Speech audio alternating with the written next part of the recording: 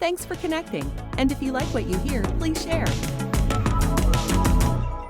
So I guess for me, I have been blessed enough to be around people, or God has positioned people in my life who would constantly remind me about the joy of living, about the joy of connectivity, about our human beingness. I grew up in Southern Oregon, and when we moved to Southern Oregon, there were no Black people in Southern Oregon. I got to start off with that. We were the first, we were the first Black family in Medford, Oregon, and it was quite an ordeal.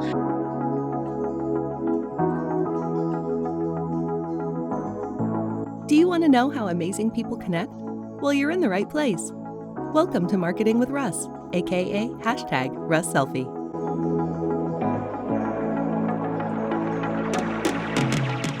Today's episode brought to you by Bigfoot Grill. Enjoy the unique atmosphere at Bigfoot Grill, open Tuesday through Sunday. Weekdays, enjoy our $8 burger basket with a side and a drink to feed your hungry side at an affordable price. And the MBVA building of Lebanon, Oregon. Great office space to fit any need. Call the MBVA building today in Lebanon, Oregon. Hey everybody, Russ here with another episode of Marketing with Russ, aka #RussSelfie. I am so excited. My best friend and big brother, Derryl Willis, is with me today. Daryl's in the house. How's it going, Derryl? I am excellent, Russ. I am so happy to see your smiling face. You know, I love you, man, and I just am so excited to talk to you tonight. And I just wanted to have a chance for all my podcast listeners to meet you, because my podcast is all about how amazing people connect. And you are the most amazing connector that I've ever known. The reason is because you are the most present, genuine person that I have ever met in my entire life. And when you're talking to people and you're in a conversation, it's amazing how you connect with people. In fact, a short story, when my children met you, they just were amazed how you went from person to person with focus, intention, and just really being present with each one. And I remember my son Connor's comment was, you were the most genuine and present person he'd ever met. And that's so true. So today I wanted to have you on. And I'm not even going to go through all my normal stuff here. I just want you to tell us a little bit about Derryl. I mean, I've known you for years, but just give us just a short little synopsis on your heart. Russ, what a beautiful intro. I'm humbled by that. That's really, really kind. And I have to say that, I remember when we met.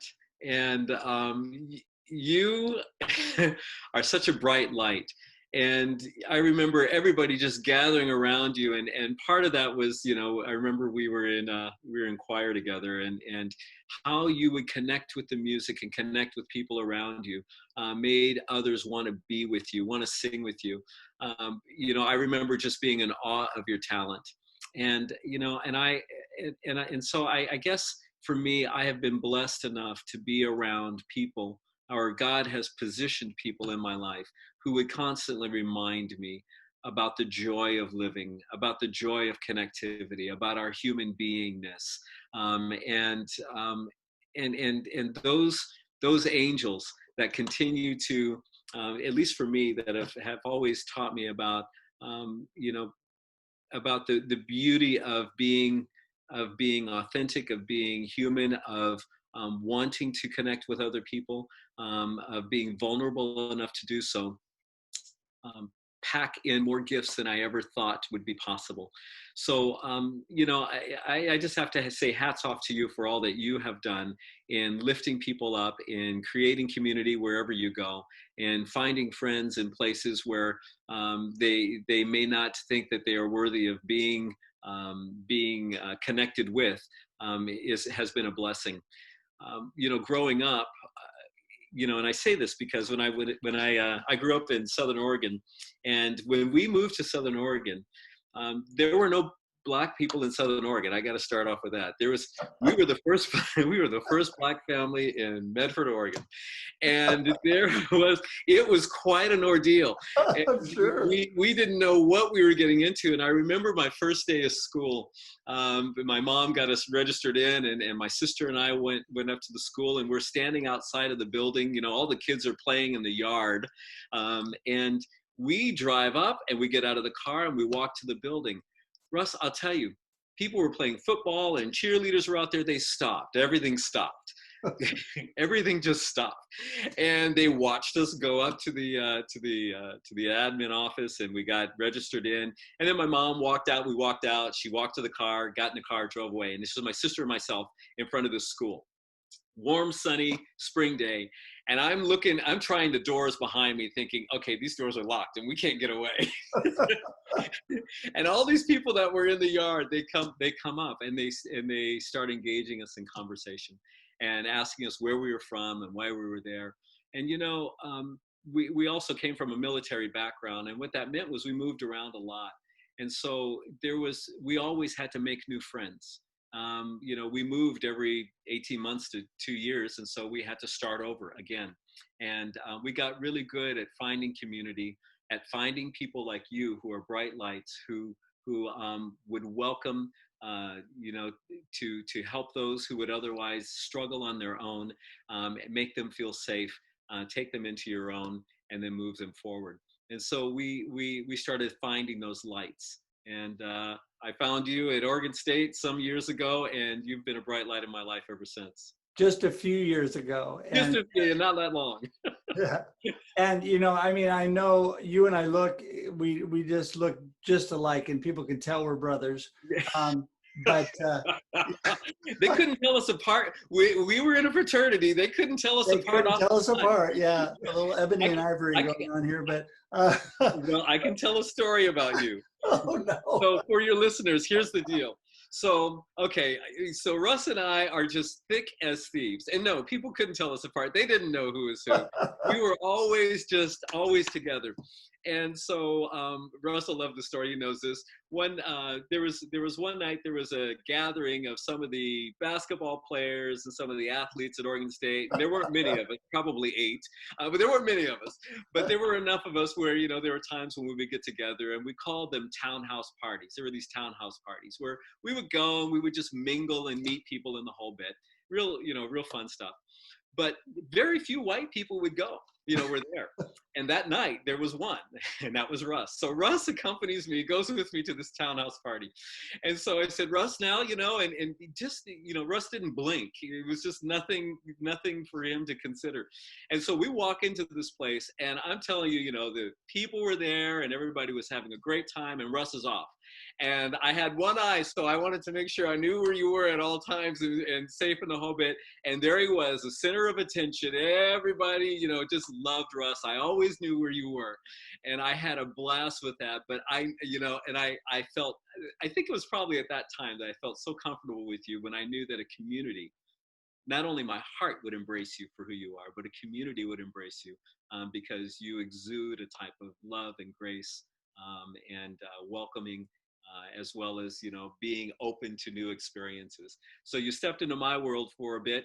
And after that, we were thick as thieves, tough to tell us apart. Still, some people still mix us up, but I've got the glasses now, and it makes a little bit of a difference. That's it. That's the determining factor now. You have the glasses, we can tell. Yeah. No, we had so much fun. And you were, when I first got involved with the Oregon State Choir and we met, and you really kind of took me under your wing, and really, you were like a brother to me. You really were always there for me, willing to kind of guide me along. And Lord knows I had a few stumbles in college. So you were definitely always there to just love and just be, brother to me. And I really appreciate that. And that's the number one thing that I miss from college days, is being able to spend time with you. I would echo that. I was so excited when we were in the same fraternity, and you were my little brother. There was nothing in the world I wouldn't do for you. And, just watching you grow, watching you continue to build community around you, watching you become a leader, continue to be a leader in that community and on campus in general, was just joyous. And I didn't realize back then, it's funny because the relationships we make when we're young, we don't often understand how that can play as we grow. I didn't know back then that you weren't going to be just a lifelong friend, that you were going to be a forever brother, that how our lives intersected was something that was intentional and that was going to serve our lives for the rest of our life.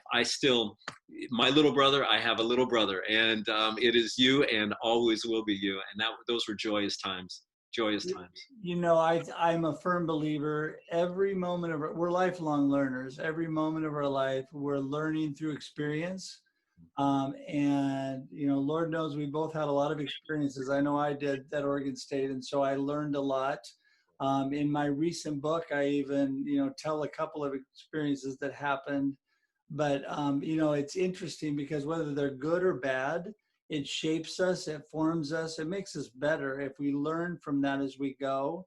And you were just always a blessing to me. And, being able to because we haven't been able to see each other as much over the years. And when we actually reconnected a few years ago and my family was able to meet you, that was really a blessing to me. The fact that you lived up where my kids did in the Seattle area was great to be able to get together. And I think that that's the thing about lifelong connections. Even if time goes by, we get together and it's like we haven't even skipped a beat.